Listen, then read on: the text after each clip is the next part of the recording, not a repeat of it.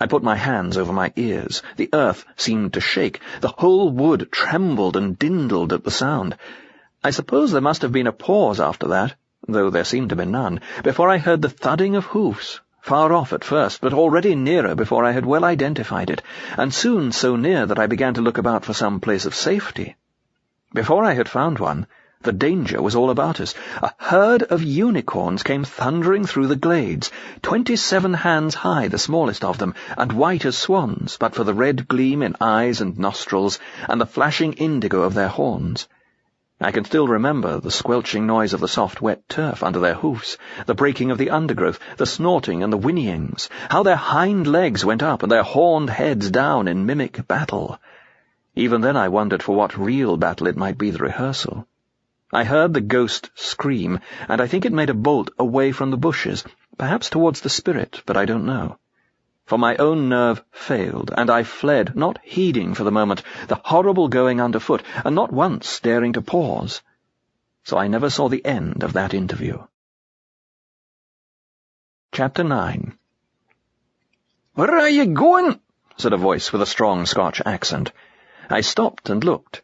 The sound of the unicorns had long since died away, and my flight had brought me to open country. I saw the mountains where the unchanging sunrise lay, and in the foreground 2 or 3 pines on a little knoll, with some large smooth rocks and heather. On one of the rocks sat a very tall man, almost a giant, with a flowing beard. I had not yet looked on one of the solid people in the face. Now, when I did so, I discovered that one sees them with a kind of double vision. Here was an enthroned and shining god, whose ageless spirit weighed upon mine like a burden of solid gold.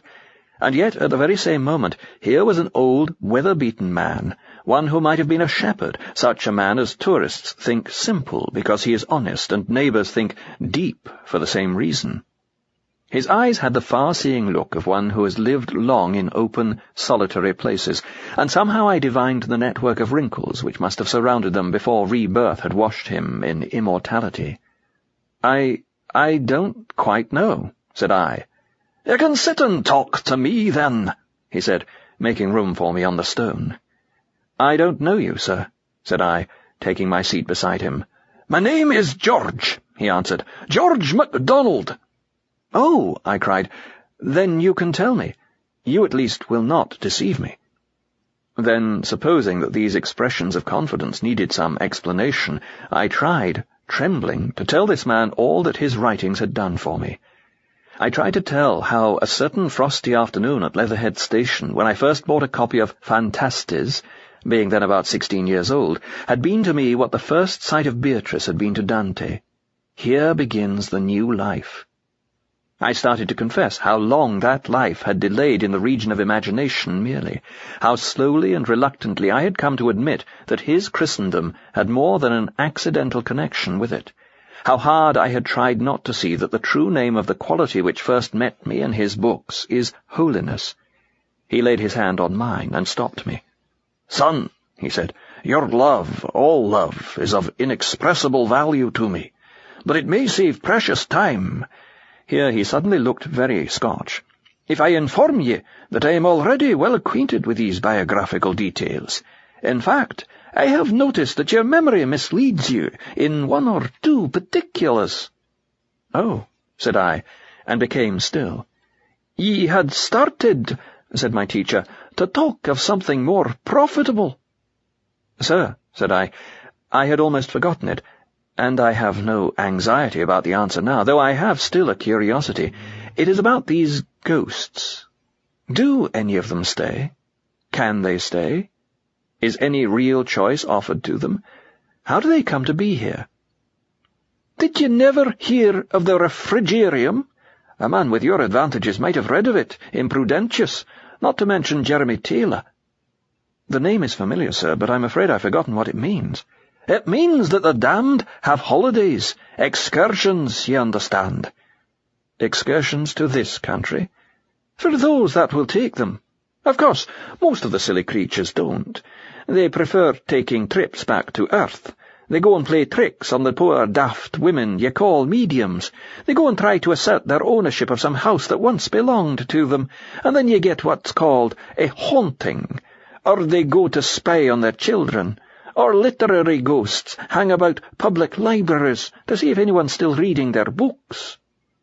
But if they come here, they can really stay? Aye, you'll have heard that the Emperor Trajan did. But I don't understand. Is judgment not final? Is there really a way out of hell into heaven? It depends on the way you're using the words. If they leave that great town behind, it will not have been hell. To any that leaves it, it is purgatory.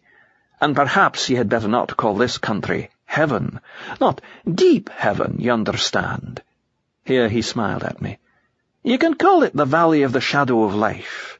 And yet to those who stay here, it will have been heaven from the first.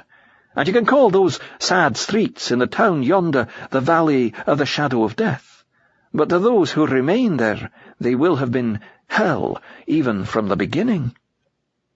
I suppose he saw that I looked puzzled, for presently he spoke again. Son, he said, you cannot in your present state understand eternity. When Anodos looked through the door of the timeless, he brought no message back.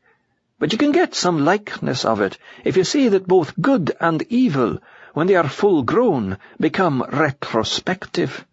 Not only this valley, but all this earthly past will have been heaven to those who are saved. Not only the twilight in that town, but all their life on earth too will then be seen by the damned to have been hell. That is what mortals misunderstand. They say of some temporal suffering, no future bliss can make up for it, not knowing that heaven, once attained, will work backwards and turn even that agony into a glory. And of some sinful pleasure they say, let me but have this, and I'll take the consequences, little dreaming how damnation will spread back and back into their past and contaminate the pleasure of the sin. Both processes begin even before death. The good man's past begins to change so that his forgiven sins and remembered sorrows take on the quality of heaven. The bad man's past already conforms to his badness and is filled only with dreariness. And that is why, at the end of all things, when the sun rises here and the twilight turns to blackness down there, the blessed will say, we have never lived anywhere except in heaven. And the lost, we were always in hell. And both will speak truly. Is not that very hard, sir? I mean, that is the real sense of what they will say. In the actual language of the lost, the words will be different, no doubt. One will say he has always served his country right or wrong, and another that he has sacrificed everything to his art, and some that they've never been taken in, and some that, thank God, they've always looked after number one, and nearly all that, at least, they've been true to themselves. And the saved? Ah, the saved. What happens to them is best described as the opposite of a mirage. What seemed, when they entered it, to be the veil of misery, turns out when they look back to have been a well, and where present experience saw only salt deserts, memory truthfully records that the pools were full of water. Then those people are right who say that heaven and hell are only states of mind? Hush, said he sternly, do not blaspheme. Hell is a state of mind. He never said a truer word, and every state of mind left to itself, every shutting up of the creature within the dungeon of its own mind is, in the end, hell. But heaven is not a state of mind. Heaven is reality itself. All that is fully real is heavenly. For all that can be shaken will be shaken, and only the unshakable remains. But there is a real choice after death. My Roman Catholic friends would be surprised, for to them souls in purgatory are already saved, and my Protestant friends would like it no better, for they'd say that the tree lies as it falls. They're both right, maybe. Do not fash yourself with such questions. You cannot fully understand the relations of choice and time till you are beyond both, and you were not brought here to study such curiosities. What concerns you is the nature of the choice itself, and that you can watch them making. Well, sir, I said, that also needs explaining. What do they choose, these souls who go back?